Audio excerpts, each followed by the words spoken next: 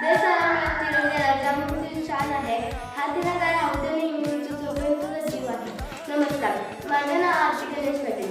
मी आता 7वी शिकत आहे. देशासाठी आपल्या जीवाची बाजी लावणार थोर महापुरुषांना प्रथम वंदन करते आणि मी माझ्या भाषणाला सुरुवात करते. आज आपण युद्ध प्रजासत्ताक दिन साजरा करण्यासाठी जमलो आहोत. 26 जानेवारी 1947 रोजी आपल्या भारताला राज्यघटना स्वीकारली. डॉक्टर बाबासाहेब आंबेडकरांनी राज्यघटना तयार केली. खरंच आजचा दिवस सोन्याचा दिवस म्हणावा लागेल. म्हणून म्हणते ना जातीसाठी लढले ना धर्मासाठी लढले, शिव भारतीय फक्त देशासाठी लढले. संविधान आहे म्हणून आज वेगवेगळ्या जाती धर्माच्या वेगवेगळ्या भाषा बोलणारे लोक सुखा समाधानी राहत आहेत. हा आजचा दिवस इतिहासातील सुवर्ण दिन आहे. हा दिन आपल्याला स्वातंत्र्य, समता, बंधुत्वाची शिकवण देतो.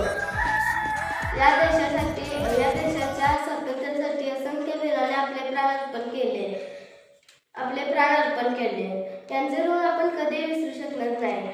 आपल्याला बोलण्याचा अधिकार हवा, आपल्याला शिकण्याचा अधिकार हवा, आपल्याला जगण्याचा अधिकार हवा.